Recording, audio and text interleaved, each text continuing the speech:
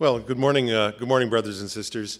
It's good morning. It's wonderful to be back with you and your wonderful congregation and your beautiful church here. I really appreciate that the invitation to come back and be with you once more. So thanks very, very much for that. It means a lot to me. Before we look at the reading for today, I'd like to ask you to join me in a brief prayer.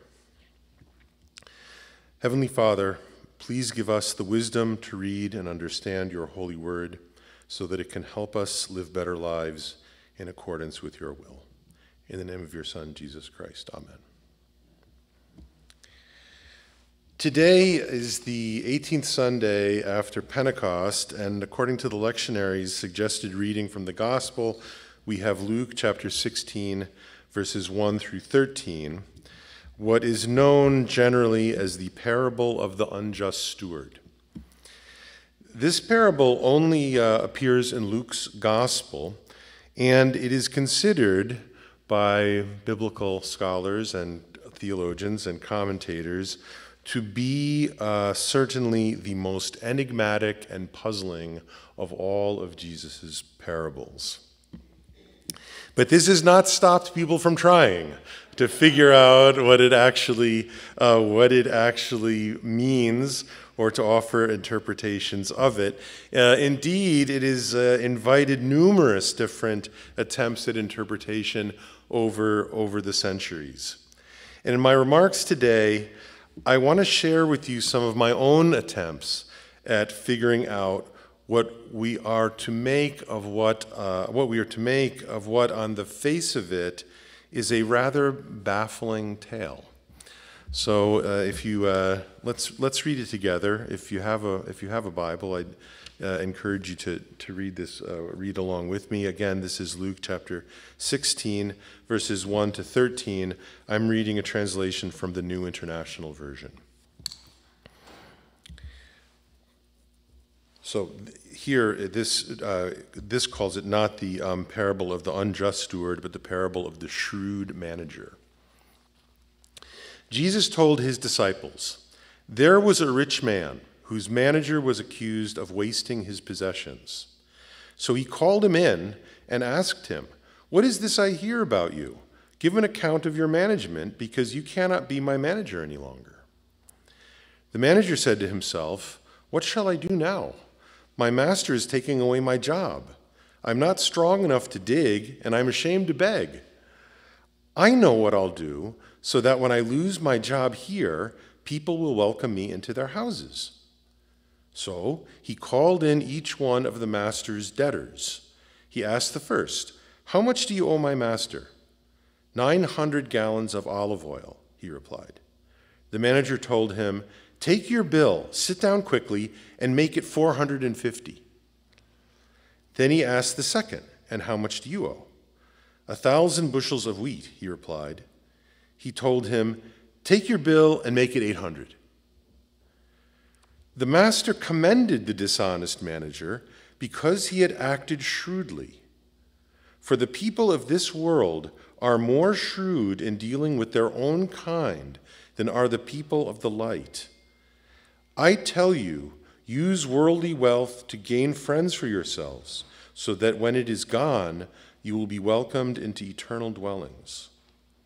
Whoever can be trusted with very little can also be trusted with much, and whoever is dishonest with very little will also be dishonest with much. So, if you have not been trustworthy in handling worldly wealth, who will trust you with true riches? And if you have not been trustworthy with someone else's property, who will give you property of your own? No one can serve two masters. Either you will hate one and love the other, or you will be devoted to one and despise the other. You cannot serve both God and money." Isn't this a peculiar story? We have a steward, a manager of a rich man's estate who is accused of some kind of bad behavior. In the parable translation we have here, the one I read, he's accused of wasting his boss's possessions. The Greek verb that's used here is diaskorpizo. That's what I get for writing it out in Greek. Diaskorpizo. It's usually translated, in the case of this parable, the translation is usually wasted. But its literal meaning is closer to dispersed or scattered. So it gives you a sense of the different ways that this word, the different kinds of meanings that this word carries. And interestingly, it's the same word that is used in the parable of the prodigal son that is much better known than this one. And that parable immediately precedes this one. It's the same word, the talking about the son's wasting and squandering of his inheritance. So as a side note, we might wonder if the fact that Luke puts these two parables right next to one another as a kind of clue that these are both something to do with money or the proper and improper uses of money. But I'm getting ahead of myself here. So anyway, so the term has a sense of wastefulness, but also a kind of squandering or reckless spending. Some translators even use the term conspicuous consumption here, which I think is interesting, if maybe a bit of a modern kind of a way of thinking of the translation. But again, it gives us an idea of what the steward is actually being accused of.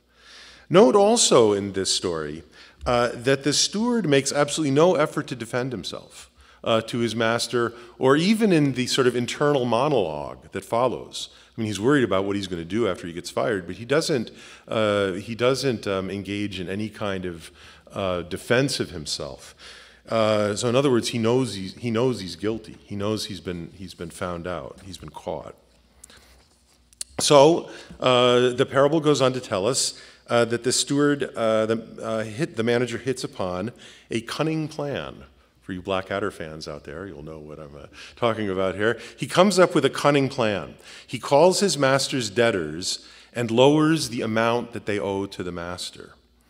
In those days, most landowners made their money, the big landowners, actually made their money by renting out parts of their estates and then collecting rents from the renters in kind rather than in cash. And that seems to be what's happening here. It seems like that these debtors had rented out parts of the estate and then owe the master rents in kind, right?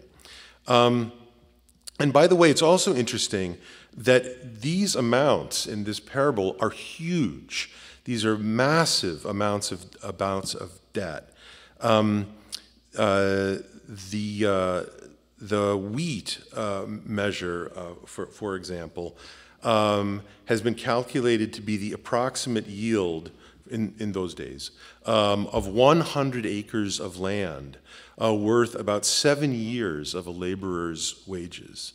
And the oil, again, for those times, that amount of oil amounted to to the product of about 150 olive trees. So we're talking about a lot. I mean, this is really significant. So the manager relieves these debts, or at least lowers the debts from these debtors as a kind of insurance, right? He figures that the debtors will be grateful to him for doing this, for lowering these debts, and will help him out after he loses his job. And it's not stated in the parable, but an added benefit could be, and this is just my conjecture here, but an added benefit to this could be that he makes them complicit in this swindle. Because note that he makes them alter the bills, right? He doesn't do it himself. They do it. So they're part of this now. So he's kind of got them on the hook, as it were. The master, as the parable tells us, somehow or other finds out about all of this skullduggery, but instead of being furious, he praises the steward for being shrewd. And the Greek word here for acting shrewdly is phronimos. And in this scripture, it's usually translated in English as shrewdly, sometimes cleverly. But the word phronimos is very closely related to the word in Greek for prudence and wisdom. So this is actually the end of the parable itself. This is the end of the story. And note that the story leaves us kind of hanging. We don't actually know what happens next. Does the steward get fired anyway? Does he get reinstated? What happens to those debtors? Does the master say, you know, those doctored, those revised bills, you know, you got to pay me that full amount? We don't know that. Some commentators have even speculated, and I don't actually follow this, but it's an interesting thing to wonder about, have even speculated that the rich man is actually being sarcastic or ironic when he's praising the steward for being so clever and wise. But this reading gets even more complex because Luke, after the parable's over, Luke offers 4 different lessons for us to consider based on this parable. But even these lessons, in verses 8 through 13, are open to interpretation. So in the interest of time, I'm not going to go through all the commentaries about these different interpretations, but let me just share with you my take on these lessons and how they relate to the parable. So the first lesson that Luke seems to be offering us is right there in verse 8, sort of right after the end of the parable itself. The people of the world are wiser than the people of light. This seems to me to be a straightforward admonition to Christians. Maybe even a rebuke, although that might be a little bit too strong, but certainly a kind of admonition to Christians, to the people of light. Sometimes it's translated the sons of light. Christians ought to spend as much time, energy, and wisdom in their considerations of spiritual matters as the people of the world do on their pursuit of wealth and material pleasures. One way of looking at this lesson, or this sort of addendum to the conclusion to the parable, is that if only we spent as much time thinking about our spiritual well-being as the people of the world spend on their material pleasures and material well-being, we would be much better off spiritually. So the second lesson that Luke seems to be offering us here is in verse 9. I tell you, use worldly wealth to gain friends for yourselves, so that when it is gone, you will be welcomed into eternal dwellings. This verse, for me, and again, reflecting on the parable, seems to admonish us or tell us that we should use our wealth for good. It's interesting that we began our meeting here this morning with talking about all of the good works that the congregation is doing, so that made me reflect on this again. We should use our wealth for good and for charity. We should do this, as verse 9 seems to be telling us, for one thing, because people will like us if we do that, if we give people money or give to charity. Just a very straightforward kind of thing. They'll remember our generosity, and when we lose our wealth and find ourselves on hard times, they'll remember the generosity that we extended to them and be generous in sharing with us. But more importantly, perhaps, such generosity will help us spiritually as well. It'll improve our own virtue and our own spiritual well-being. I was reminded when I read this of Matthew chapter 6, verses 19 to 21. And if you'll allow me, I'd like to share that with you. Matthew 6, 19 to 21. Stop storing up for yourselves treasures upon the earth, where moth and rust consume, and where thieves break in and steal. Rather, store up for yourselves treasures in heaven, where neither moth nor rust consumes, and where thieves do not break in and steal. For where your treasure is, there your heart will be also.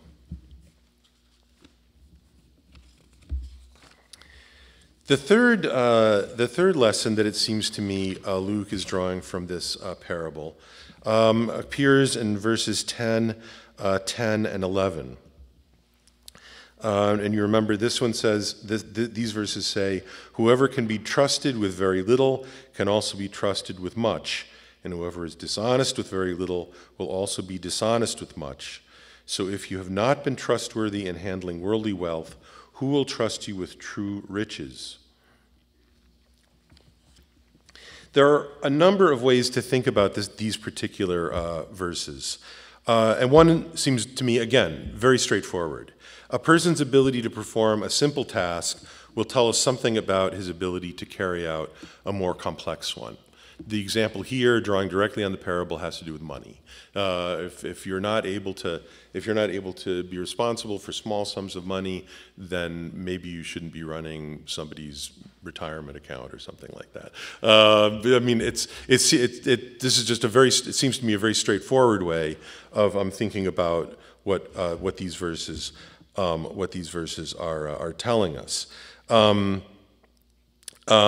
But it seems to me that there's another way of looking at this or thinking about this, which is that we should not disregard what we might think of as minor or insignificant aspects of our spiritual life.